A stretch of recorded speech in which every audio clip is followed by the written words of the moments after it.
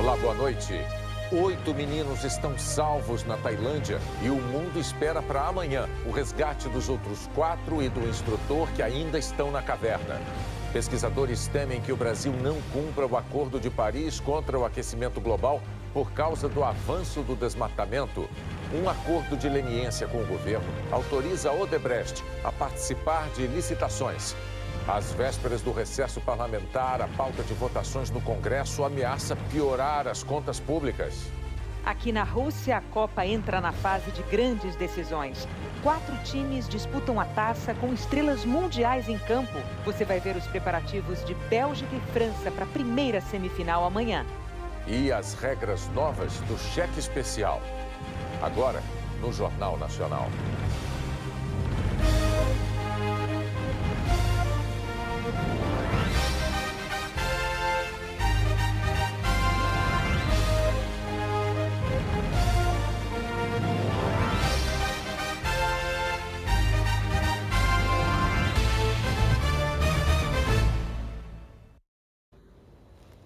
Mergulhadores conseguiram resgatar mais 4 meninos presos numa caverna inundada na Tailândia. Já são agora 8 salvos.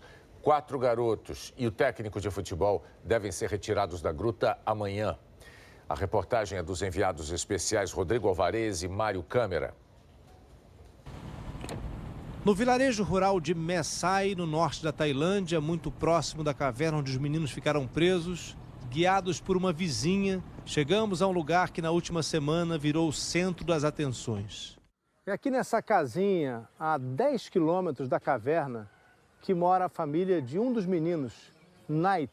Ele tem 17 anos, fez aniversário justamente no dia 23 de junho, no dia em que começou aquela aventura.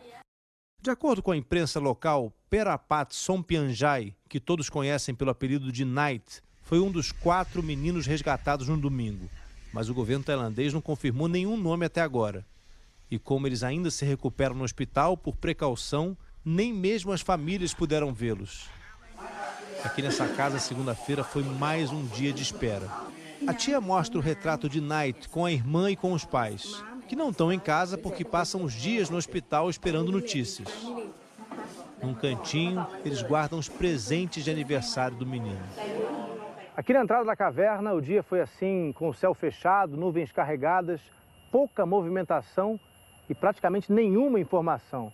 Até o começo da tarde, a gente não sabia nada sobre o possível recomeço da operação de resgate. Apesar do silêncio, às 11 da manhã no horário da Tailândia, 1 da manhã em Brasília, os mergulhadores já estavam de volta à caverna. Percorreram mais uma vez um caminho longo e muito apertado. Levaram menos tempo dessa vez, cerca de 5 horas, entre ir e voltar com os meninos. Mas ainda assim, em vários trechos, precisaram retirar os cilindros de oxigênio das costas para conseguir passar. O chefe da operação informou que hoje precisou de mais gente para garantir a segurança nos resgates. Por volta de 4 da tarde, hora local, começou o vai e vem de ambulâncias e helicópteros. E assim o 5º menino, o 6º, o 7º e o 8º saíram vivos da caverna e foram sendo transferidos ao hospital em Chiang Rai. Os 8 resgatados vão continuar isolados das famílias para evitar riscos de infecção. Os médicos temem que depois de mais de 2 semanas no interior da caverna, o sistema imunológico deles esteja enfraquecido. Aliás, hoje de manhã o menino pediu para comer arroz com carne frita, pimenta e manjericão, um prato típico da Tailândia. Às 8 da noite, horário da Tailândia, 10 da manhã no Brasil, conforme previsto, o 2º dia de operação de resgate tinha terminado. A previsão para os próximos dias é de muita chuva e por isso as equipes de resgate querem continuar agindo depressa para terminar o salvamento antes que o céu desabe outra vez. No Japão, chegou a 124 o número de mortos nas chuvas que provocaram enchentes e deslizamentos de terra no oeste do país. As equipes de resgate correm contra o tempo, escavando lama e escombros em busca de sobreviventes. Mais de 60 pessoas estão desaparecidas. 11.200 casas estão sem energia elétrica e centenas de milhares sem água. Vamos para São Paulo ver a previsão do tempo aqui para o Brasil. Maju, boa noite. O que é que você reserva para a gente para amanhã? Oi, Bonner, boa noite para você e para todos. Olha só, será que neva? Essa é a pergunta que a gente faz. Nossos meteorologistas dizem que tem uma pequena chance aí de nevar nos pontos mais altos das Serras Gaúcha e Catarinense. Urupema, a clássica cidade do frio no sul, é forte candidata a ter neve, 1 grau de mínima por lá, com sensação de -11 na pele. Os ingredientes para nevar já estão disponíveis, doses generosas de frio e de umidade aí que vão subir a serra. Nas capitais do sul também vai dar para bater queixo, 5 de mínima e apenas 13 de máxima lá em Curitiba. Floripa vai ter chuva e frio, 16 de máxima em Porto Alegre. Culpa desse sistema aqui de alta pressão que espalhou o frio para áreas do centro-oeste, vai espalhar para pontos do norte. Esse sistema também contribui para provocar ventos e deixar o mar agitado do Rio Grande do Sul ao Rio de Janeiro, onde a terça deve ser de chuva fraca e com 21 graus apenas de máxima. São Paulo da garoa e da temperatura baixa, Campo Grande com 8 de mínima e 20 apenas de máxima, BH com 26 graus e chuva leve. Cuiabá está irreconhecível, bateu recorde de frio hoje e deve amanhecer com 12 graus apenas, só 21 graus à tarde. Manhã fria lá para os padrões de Rio Branco e também de Porto Velho. Pode ter nevoeiro em vários pontos aqui do centro-oeste, lá de Mato Grosso do Sul e também do oeste dos estados do sul. Ainda chove no extremo norte da região norte e no litoral do nordeste. Dia molhado em Fortaleza e lá no Recife. E muita água mesmo deve rolar aqui em João Pessoa, Bonner. 56 milímetros é muita coisa para um dia só. A gente tem que ficar de olho. Tá dado o aviso. Obrigado, Maju. Até amanhã. Até amanhã. Pesquisadores brasileiros lançaram um alerta numa das publicações científicas mais importantes do mundo. Por causa do avanço do desmatamento, eles temem que o Brasil não tenha como cumprir o compromisso assumido no Acordo de Paris contra o aquecimento global. O artigo foi publicado numa das mais importantes revistas científicas do mundo. Os pesquisadores começam o texto afirmando que, em troca de apoio político, o governo brasileiro está sinalizando que proprietários de terra podem aumentar o desmatamento. E que o presidente Michel Temer assinou medidas provisórias e decretos, reduzindo as exigências de licenciamento ambiental, suspendendo a demarcação de terras indígenas e reduzindo o tamanho de áreas protegidas. Os pesquisadores afirmam que, na prática, essas e outras medidas aceleraram a destruição das florestas entre 2012 e 2017, revertendo a tendência de redução do desmatamento da década anterior. O estudo também aponta o novo Código Florestal, aprovado no governo Dilma e parcialmente implementado no governo Temer, como ponto de partida para a expansão do desmatamento. Toda árvore, para crescer, retira dióxido de carbono da atmosfera.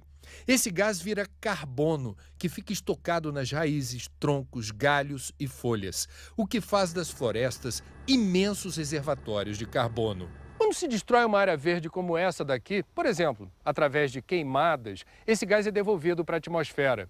Por isso, conter desmatamentos é a forma mais barata de reduzir as emissões de gases estufa. De acordo com o estudo publicado hoje, qualquer alternativa vai impactar outros setores da economia. Ônibus a hidrogênio, ônibus elétricos, o combustível de aviação teria que ser 100% de biomassa, o que não é ruim. Mas, nesse momento, ainda são tecnologias muito mais caras que colocariam um peso talvez muito grande na economia brasileira. Segundo os pesquisadores, se o desmatamento continuar no ritmo dos últimos 5 anos, o país terá que gastar quase o dobro do que investe hoje para cumprir o seu compromisso no Acordo do Clima de Paris. O custo poderia chegar a 2 trilhões de dólares até 2050. Talvez impusessem um sobrecusto excessivo na economia brasileira, economia essa que já padece de falta de investimentos em outros setores, saúde, educação. Então, de fato, você estaria desviando recursos importantes da economia brasileira para o setor energético, para ele pagar uma conta que vai ser muito mais alta do que se a gente controlasse o desmatamento. O Ministério do Meio Ambiente encaminhou ao Jornal Nacional números que mostram uma queda do desmatamento na Amazônia no ano passado em relação a 2016. Só que as taxas de desmatamento nestes 2 anos ainda são as mais altas desde 2010. O Ministério do Meio Ambiente declarou que não houve uma flexibilização das políticas de controle do desmatamento ilegal, mas sim um aprofundamento. Um motorista bêbado provocou a morte de 2 pessoas hoje de manhã em São Paulo. Ele bateu num muro quando voltava de uma festa. A habilitação e o licenciamento do carro estavam vencidos. O motorista também tinha passagem pela polícia por tráfico de drogas e foi preso. Também em São Paulo, no sábado, um motoboy morreu atingido por um motorista que tinha bebido e que entrou na contramão.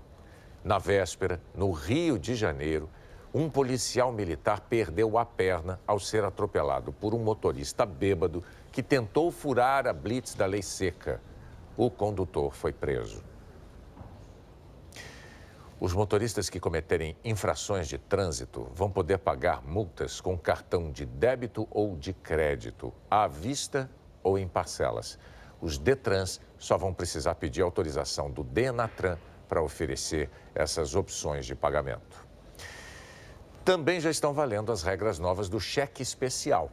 É um dos créditos mais caros do Brasil. A tentação é grande. Às vezes, Mara nem se lembra que aquele dinheiro dando sopa ali é do banco e sai usando o cheque especial como se fosse parte do salário. Quando o seu salário cai na sua conta R$3.000, ele não aparece 3.000. Ele te dá um saldo disponível de 4.000. O que você faz consequentemente? Tenho 4.000. O perigo é quando vira uma bola de neve. O cheque especial está entre as taxas de juros mais pesadas do sistema financeiro, mais de 300% ao ano, segundo o Banco Central. Fui tirando, entendeu? Do meu limite do cheque especial, eu me ferrei. Fiquei atrasado com as contas, água, luz, telefone.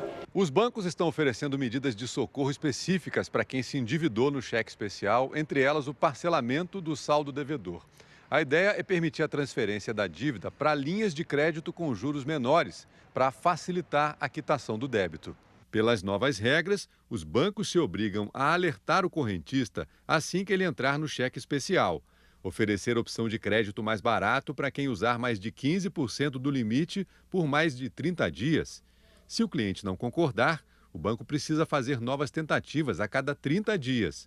O limite do cheque especial tem que ser informado de forma clara e separada no extrato bancário para que o correntista não confunda com o dinheiro que realmente tem na conta corrente. O PROCON recomenda que o cheque especial seja sempre a última saída. É um valor irreal, porque o cheque especial é um dinheiro que não pertence a ele, é um dinheiro que é emprestado pela instituição financeira. É importante que o consumidor conheça essas regras, quais são os juros que serão aplicados para o consumidor nessa nova negociação, para que ele possa se planejar, evitando, inclusive, voltar a utilizar o cheque especial com frequência e, com certeza, se acontecer de novo, os juros que são altos voltarão a incidir sobre o negócio. Esse valor que eu pago único exclusivamente de juros, por não ter esse controle de não utilizar o cheque especial, ele poderia ser um investimento, ele poderia ser um consórcio, ele poderia ser apenas um dinheiro que eu guardei na poupança para uma emergência, exatamente para não usar o cheque especial.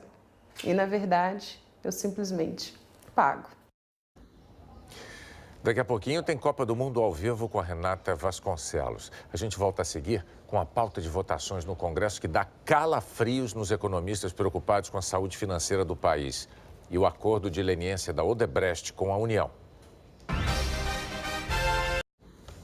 Nesses dias que antecedem o chamado recesso parlamentar, o Congresso Nacional tem uma fila de projetos para votar que anda tirando o sono de economistas preocupados com a saúde financeira do país.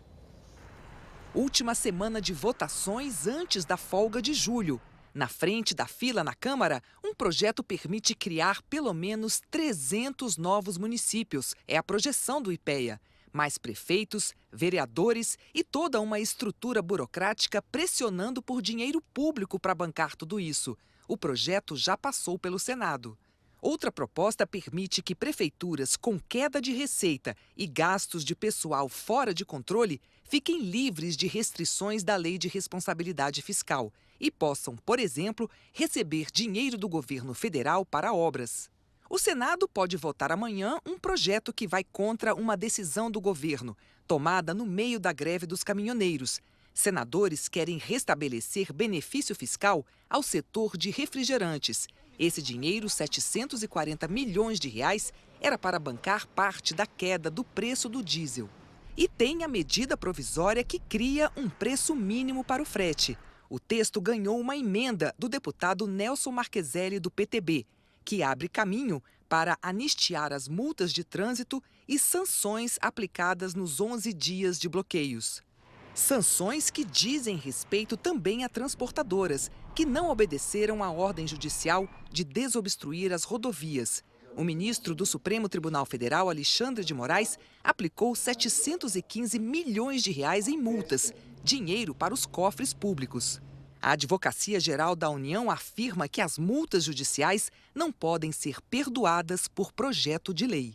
O governo sabe que as contas vão terminar no vermelho, um rombo de 159 bilhões de reais. E a equipe econômica vem fazendo pressão junto aos presidentes da Câmara e Senado para que barrem propostas que possam aumentar o descontrole nos gastos públicos, como a que cria os novos municípios. O presidente da Câmara, Rodrigo Maia, pautou o projeto para votação, mas disse que foi a pedido de líderes de partidos. Este especialista alerta que essas medidas visam acomodar interesses agora, sem pensar nos próximos anos. Estão tentando criar caminhos e ferramentas para tirar dinheiro ou para colocar dinheiro extraordinário em um orçamento que não tem espaço. Qualquer movimento nesta direção vai piorar o dano e o impacto para o ano que vem e para o ano que vem depois. Tomou posse hoje o governador eleito do Tocantins. Mauro Carlesse e o vice Vanderlei Barbosa, do PHS, venceram o segundo turno da eleição suplementar em junho. O mandato tampão vai até o dia 31 de dezembro. Carlesse já ocupava o cargo interinamente desde março, com a cassação dos mandatos do então governador Marcelo Miranda, do MDB, e da vice dele, Cláudia Leles, do PV. O advogado Caio Luiz de Almeida Vieira de Mello vai tomar posse amanhã à tarde do cargo de ministro do Trabalho. Ele é desembargador aposentado e foi vice-presidente do Tribunal Regional do Trabalho da Terceira Região, em Minas Gerais. Vieira de Mello assume o lugar de Elton Iomura, que pediu demissão ao ser alvo de investigação sobre irregularidades na concessão de registros sindicais. Você vê aí, este sim, o ministro que deixou o cargo. A Polícia Federal recebeu comprovantes de depósitos de uma empresa ligada à Rodrimar para um escritório de advocacia que, segundo um delator, lavou dinheiro para o MDB. Os comprovantes estão no inquérito que investiga se o presidente Michel Temer assinou um decreto para beneficiar empresas do setor de portos. Os comprovantes de recebimento e de transferência de recursos do escritório do advogado Flávio Calazans foram entregues à Polícia Federal pela Procuradoria-Geral da República. Foram 10 depósitos feitos pela empresa Pérola, do Grupo Rodrimar, de junho de 2014 a março de 2015. Segundo investigadores, os depósitos eram pagamentos previstos em contratos fictícios entre o escritório de Flávio Calazans e a empresa Pérola. A Rodrimar atua no Porto de Santos e é suspeita de pagar propina em troca de um decreto assinado pelo presidente Michel Temer. Os documentos fazem parte da delação do advogado Flávio Calazans. Ao detalhar como funcionava o esquema, ele afirmou que o escritório dele serviu como uma espécie de centro de lavagem de dinheiro para Milton Lira, apontado como operador do MDB.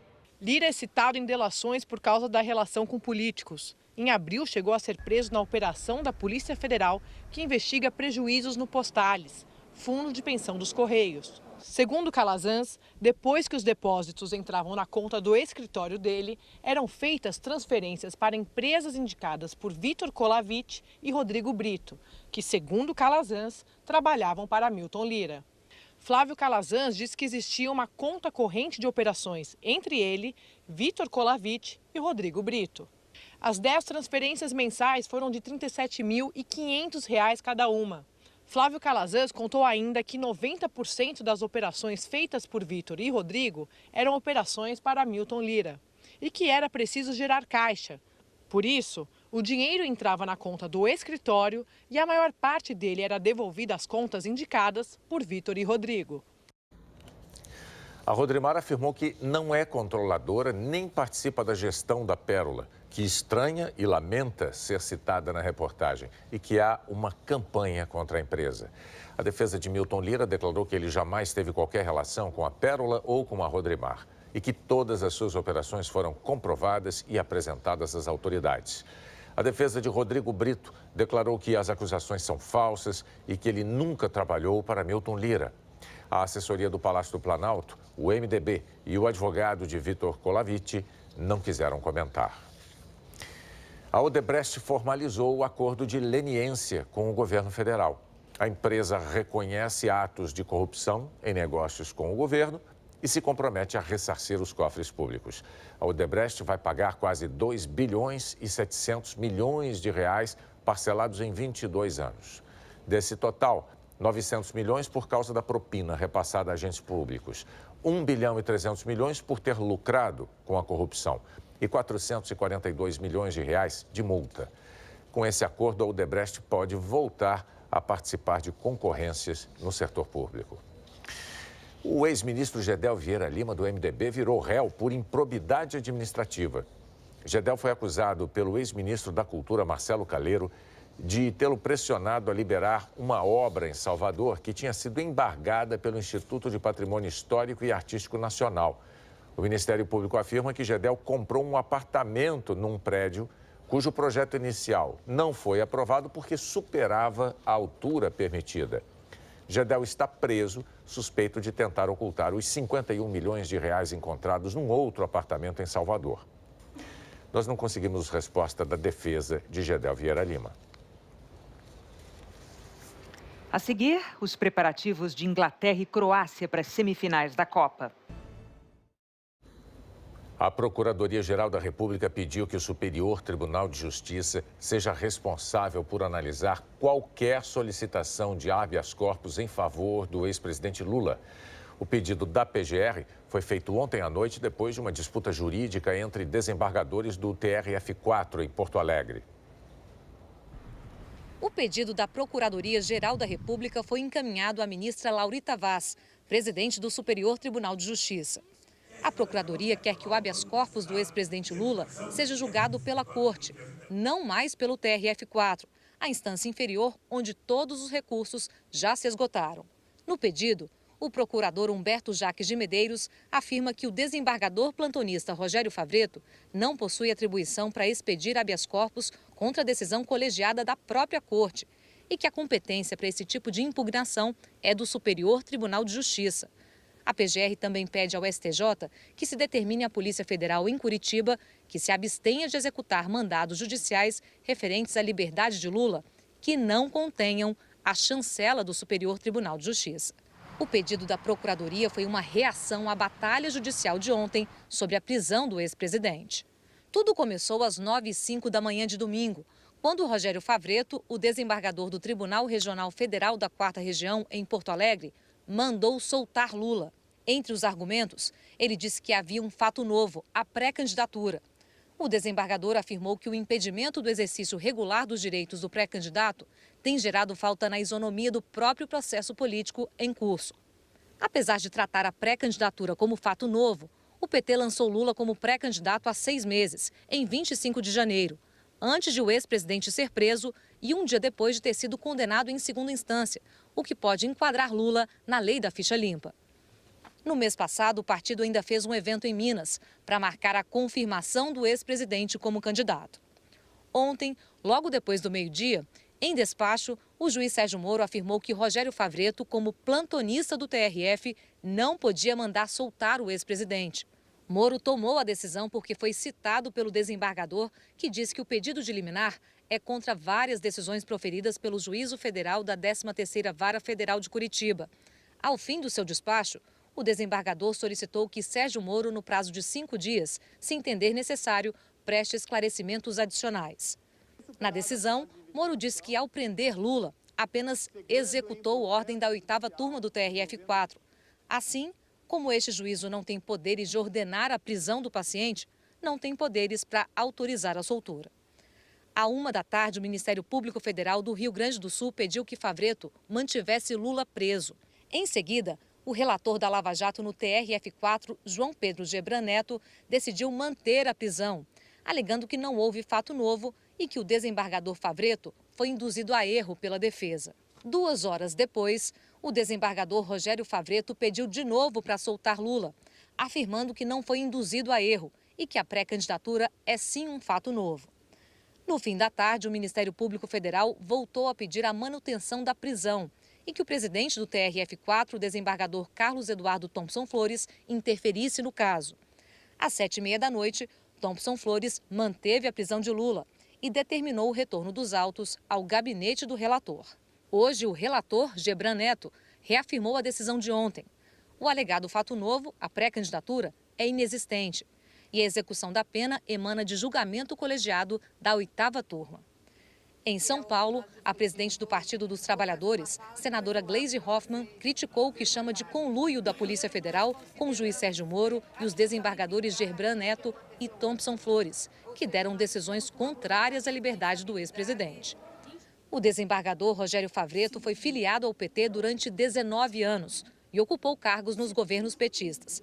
Foi procurador da Prefeitura de Porto Alegre na gestão de Tarso Genro. Depois, assessor de Tarso no Ministério da Justiça. Também assessorou a Casa Civil sob o comando de José Dirceu e depois de Dilma Rousseff, no governo Lula. Ele foi escolhido para o TRF4 pela então presidente Dilma em 2011. No Conselho Nacional de Justiça, há 2 reclamações contra Sérgio Moro, feitas por cidadãos comuns que apontam parcialidade do juiz no caso. E Favreto é alvo de 8 questionamentos no CNJ. Um dos pedidos é assinado por 100 promotores e procuradores. Eles querem o afastamento do desembargador e afirmam que a decisão de Favreto viola flagrantemente o princípio da colegialidade e, por conseguinte, a ordem jurídica e o Estado democrático de direito. E que a quebra da unidade do direito, sem a adequada fundamentação, redunda em ativismo judicial pernicioso e arbitrário. Que Brasil você quer para o futuro?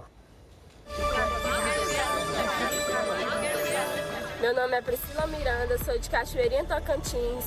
O Brasil que eu quero para o futuro é onde os jovens tenham mais oportunidades nos melhores cursos, nas faculdades gratuitas, mais oportunidades ao primeiro emprego. Meu nome é Jaiane Gonçalves, estou falando aqui da cidade de Cajazeiras do Piauí. O Brasil que eu quero é um Brasil sem corrupção e que os governantes concluam as obras públicas e valorizem a sociedade. Sou Marcos Vinícius, da cidade de Rebouças, no interior do Paraná. O Brasil que eu quero é um Brasil com mais incentivo ao pequeno empresário, que está a fardo de grandes impostos. Afinal, precisamos contratar novos colaboradores e gerar mais emprego. Meu nome é Alfredo Soares, falo aqui da cidade de Palmeiras, Bahia, na Chapada Diamantina. E o país que eu quero para o meu futuro é um país sem corrupção, sem essas roubalheiras que estamos tendo no nosso país. Esse é um país que eu quero para o meu futuro. Um país com mais honestidade, um país que tenha leis mais rígidas para os políticos corruptos. O Brasil que eu quero é um Brasil que respeite a liberdade de imprensa. Não há democracia forte sem uma imprensa forte. E que os nossos políticos aprendam que são servidores públicos e por isso tem que dar o exemplo e respeitar a população. Carlito de Carvalho, senador Modestino Gonçalves, em Minas Gerais, Vale do Jequitinhonha. E o país que eu quero é um país com a sociedade mais justa. Uma sociedade justa jamais banca político corrupto. Enquanto você aceitar migalhas, o pão jamais chegará à sua mesa.